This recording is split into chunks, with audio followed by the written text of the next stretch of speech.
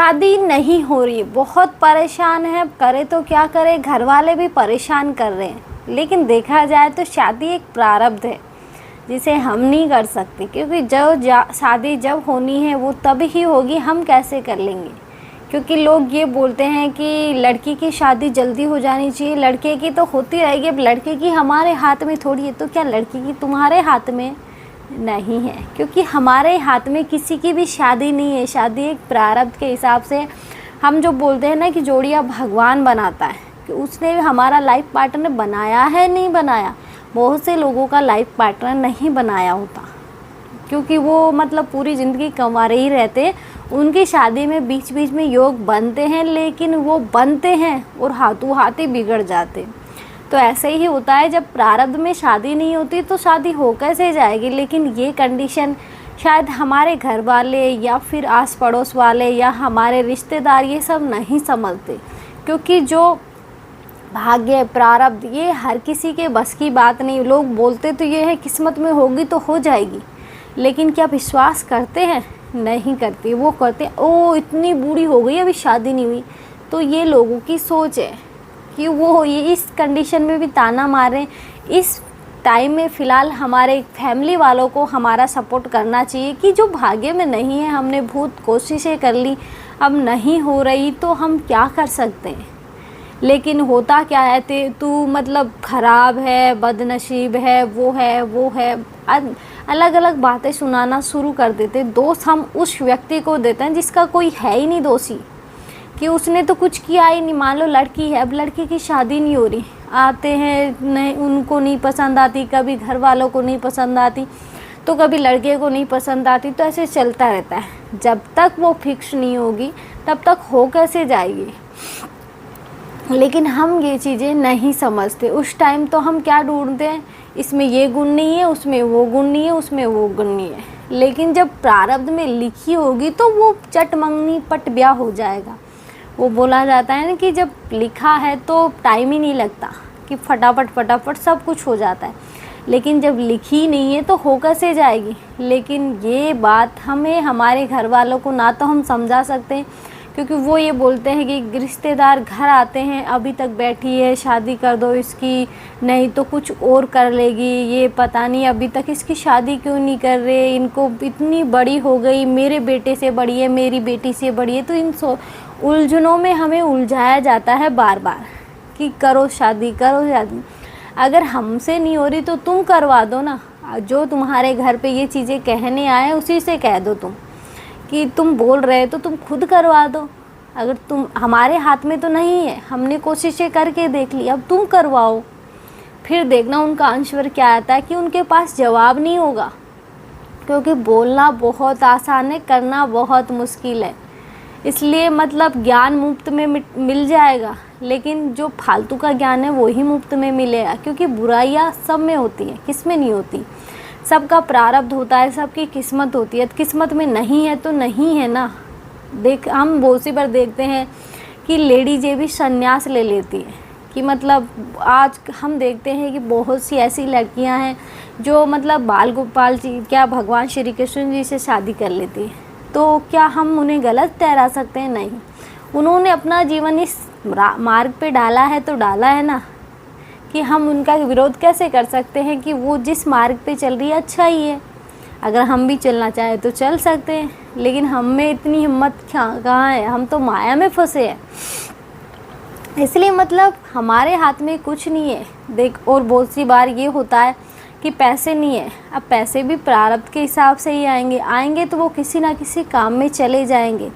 और बहुत सी बार मतलब ये भी होता है कि जब हमारा शादी करने का मन नहीं होता और अचानक से शादी हो जाती है, और फिर जब हम हमारी कुंडलियाँ दिखाते तो ये बोला जाता है कि शादी के बाद ही भाग्य उदय लिखा है। तो इस कारण से भी बहुत से लोग, जैसे ही किसी और का भाग्य हमसे अटैच होता है, हमारा भाग्य उदय हो जाता है।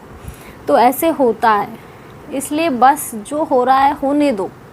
बस तुम तो मतलब वो होता है ना कि हम एक बस पिक्चर चल रही है और उसमें रोल प्ले कर रहे हैं, तो वो वाली हालत है हमारी, कि हम कुछ नहीं कर सकते। जो होना है ईश्वर की मर्ज़ी से होना है, क्योंकि सब कुछ फिक्स है।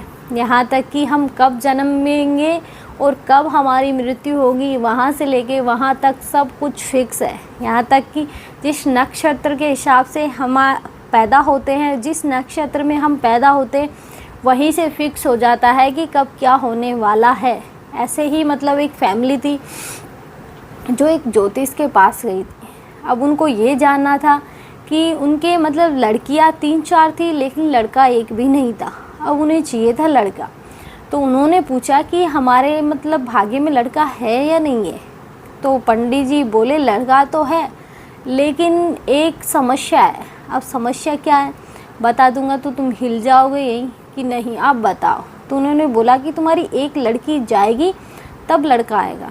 अब वो खुश हो या दुखी हो कि लड़की जाएगी मतलब बेटी होना, तो वो एक गलत बात वो है ना। गलत क्या, जो भाग्य में लिखा है वही होता है, इसमें गलत क्या है।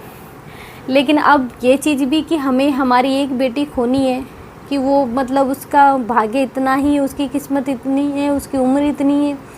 तो उन्होंने अब ये नहीं बताया कि कौन सी जाएगी, उन्होंने ये चीज़ें गुप्त रखी। लेकिन वो होता है ना कि जब सामने वाले को अब इतना कुछ जान लिया तो टेंशन होती ही है।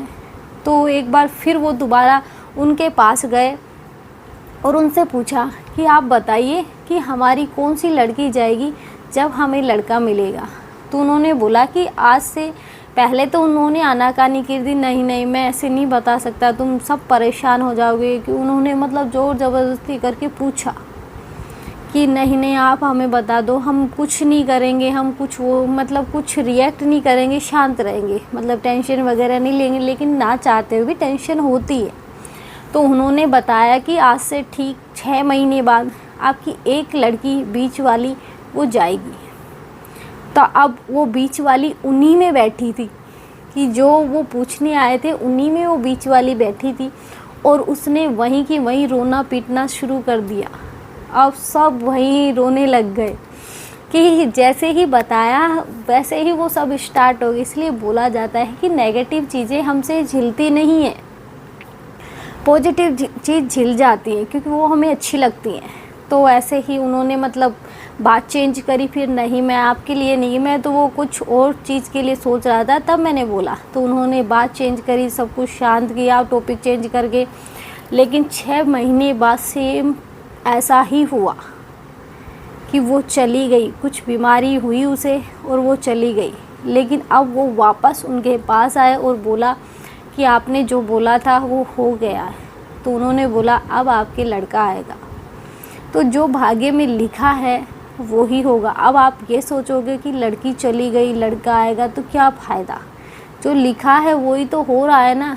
कि उन्होंने 6 महीने पहले की बात जो 6 महीने बाद में होने वाली है वो पहले बताई है। तो वो लिखा है तभी तो उन्होंने बताया है, उसके बाद भी बताया है ना कि आगे क्या होने वाला है। इसलिए जो होना है सब फिक्स है। इसलिए ये मत सोचो कि आज हमारी शादी नहीं हो रही, हम शादी को लेके परेशान होते हैं, घर वाले ताना देते हैं एज ऊपर हो गई, कब शादी करेगी, बूढ़ी हो गई, बूढ़ी हो जाएगी तो क्या यहीं पे हमारे ऊपर बोझ बनी रहेगी। तो ये सब चीज़ें बोली जाती है, लेकिन जब हाथ में ही नहीं है तो हम क्या कर सकते हैं। इसलिए सबसे ज़्यादा हमारे घर वालों को ही बातें समझनी चाहिए कि जो होना है वो हमारे बस में नहीं है, वो तो हो रहा है और ना हम कर सकते हैं। क्योंकि हम तो कभी पत्ता हिलाने की सोचे हिला पाए क्या, नहीं। बहुत सी बार हम प्लानिंग बनाते हैं कि आज वहाँ जाएंगे, ये काम करेंगे, तो क्या कर पाते हैं हम, नहीं कर पाते। क्योंकि वो चीज़ें लिखी ही नहीं है तो हम कर कैसे लेंगे। इसलिए जो होता है अच्छे के लिए होता है। और अब हम ये सोचेंगे इसमें अच्छा क्या है, तो जो लिखा है वही तो हो रहा है ना, बिना लिखे तो कुछ नहीं हो रहा। इसलिए टेंशन मत लो, विधाता ने जो लिखा होगा अच्छा ही लिखा होगा। क्योंकि टेंशन लेने से हमारे बस में तो कुछ है नहीं, तो खाली पीली टेंशन भी क्यों लेनी। इसलिए कभी भी किसी से मतलब नेगेटिव पूछने की कोशिश ही ना करें, कि जो पूछे पॉजिटिव बता दिया उसमें खुश हो जाए, कि नेगेटिव इफ़ेक्ट डालेगी। इसलिए मतलब नेगेटिव से दूरी रहे कि कोई बात नहीं, जो होगा देखा जाएगा। अभी पॉजिटिव दिए तो उसे ही ग्रहण कर लेते हैं, लेकिन यही सोच के चले आगे। इसलिए आज के लिए इतना ही। जय श्री राम। मिलते हैं नेक्स्ट वीडियो में नए टॉपिक के साथ।